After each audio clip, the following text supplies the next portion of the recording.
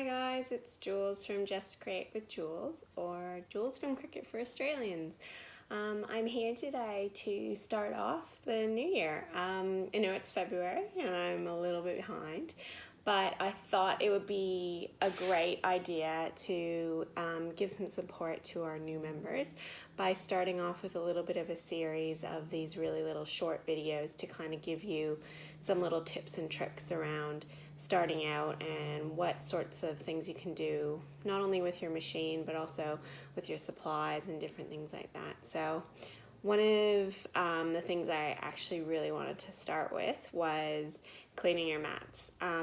This is a question that gets asked quite regularly on the page, and it's something that changes depending on what it is you're doing and what type of mat you have. And I really wanted to make sure that you guys are all on the same page and you kind of had a really good idea of how to clean your mats instead of repurchasing multiple new mats all the time.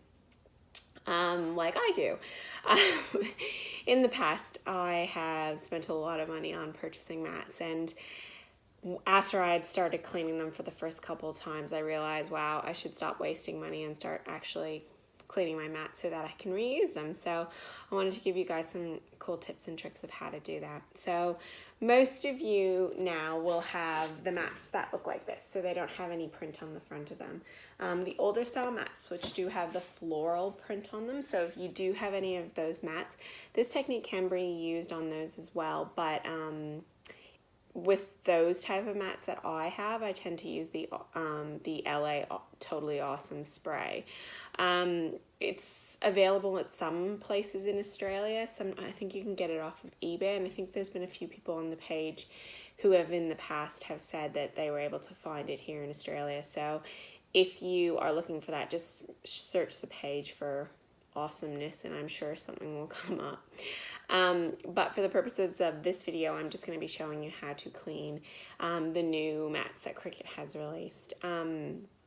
So as you can see in front of me, I've got my green and I've got my blue, and I'm sure you can see how I've got lots of stuff on these mats. They're very filthy. The one thing I did want to talk to you about, so what you do with your green and your blue mat and your purple mat is all the same. However, if you have any fabric mats, so any pink mats, these ones are done a little bit differently. So what I do to clean my pink mat is I fill a sink with some hot, like some warm to hot soapy dishwater, and I just clean it. And the soap that I use is just whatever I have in the sink. So my Aldi stuff is usually what's in there, so that's usually what I clean it with. And then I just stick it in the drying rack to dry, and in the morning it's ready to go. The reason the fabric mats are a little bit different is because of the oils and whatnot that you can get on them, and you need to wash them a specific way. They're not the same as these ones. So the one trick that I've noticed I find with the new mats that works the best is baby wipes. So today I have got my trusty container of baby's wipes. It says a Huggies on the box, but unfortunately these are not Huggies. I do use the thick absorbency Aldi ones for my boys, and hence why I have them on hand. I'm pretty sure most baby wipes will work very similar. I really like these ones because I feel like they pick up a lot better for multiple purposes, not just for cleaning your mats. So these are the ones that I use. So to start off, I just always start in one corner and sort of work my way out. That way I can, I know sort of what I've done. So basically what you're doing is you're just wiping off just the different spots. There are going to be, like, because on this mat here, I've got some cardstock and glitter and stuff. So you do have a fair bit to wipe off. I know, like, glitter can be really painful. So, like, I know the blue mats are for cardstock, but what I generally do, and this might be similar to what a lot of other people do, is I actually, because I go so long in between cleaning my mats, what I usually do is I actually, I will start with my green mat with using what it's pretty much supposed to be used for. So my vinyls, my everyday items, my iron-on, all that kind of stuff. And then when it gets to the point where it's sort of starting to lose its stickiness, that's when I sort of head to start using other things. So that's when I start to move towards my glitter cardstock or my just normal cardstock, because I find once it starts to sort of lose that stickiness a little bit, it actually is perfect for cardstock. And so then I use it for that until it loses basically its stickiness to do that, and then from there, that's when I clean them. So that's sort of the process I go through with my mats and how I clean them. I know people have asked in the past, how often should you be cleaning them? I think someone asked if you should clean them every single time you use them. Absolutely not. These mats are meant to last you a fair bit of time. I have had mats that I have been using for almost a year or two for some mats that I have not rechanged. So I am not probably the best person to find an indicator of when you should be cleaning your mats, because I'm terrible for actually doing it. But when I do it, I just usually sit down with like 20 or 30 mats, depending on how many I have left to clean, and I just do them all in one hit. And I find it's a lot easier to do it that way than just doing one at a time and when they're ready. A little tip that I saw on the page the other day is if you go to Kmart, there are those really handy like drying hangers. So they're like in the round circle and they hold up with like a hook that you could hang on your outside on your washing line.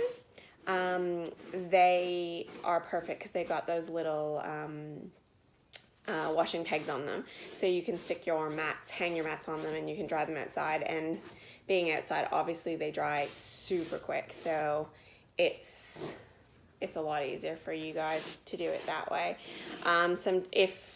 If I'm, I don't know, sometimes I don't like hanging them outside just because of things like in my backyard, because I've got a lot of trees around, so a lot of things can sort of blow onto them and not be, I guess, and I have a dog, so there's a lot of dog hair flowing around, so I tend to make sure that wherever I'm cleaning my mats, I'm in a place where both my dog and outside elements can't really get to them. So that's looking really good. There is a little bit of glitter still left on this.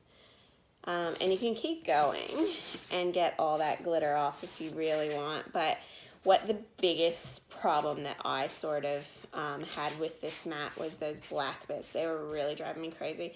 I cut out a really fine, intricate cardstock, and it had like these little tiny circles on it. And basically what ended up happening was it stayed on my mat, and I didn't end up scraping them off, which I should have.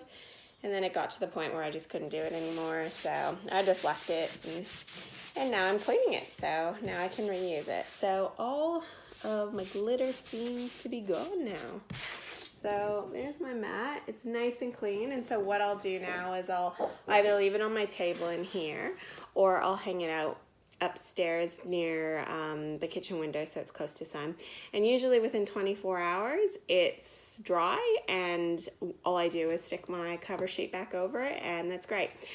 Little tip and trick for those of you who are new to Cricut: the mat cover sheets. Okay, so when you get these lovely things, there is a trick to them. So one side, when you put it on, as you can see, does not stick. Another side, the other side, when you go to put it on, it actually sticks, okay? So this is really important. So when you're putting your clear cover sheets on, there's actually a side that you keep on against the mat, and so it's really important that you put something on the front of them. Like I know with some of the fabric grip ones, they come with this sticker on them, so that makes it really easy to know which side to put it down. But if you even put, I've seen people label their mats, because they're a lot more organized than me, to say that vinyl or paper or whatever they're using that mat for particularly, that is what they have labeled on their sheet. So however you want to do it, it's a good way to figure it out. It's also trial and error. You just throw it on, it doesn't stick, flip it over, and it does. So I hope you guys enjoyed this video, and I hope you guys get to cleaning your mats and seeing how fantastic that is. Thanks, guys. See ya.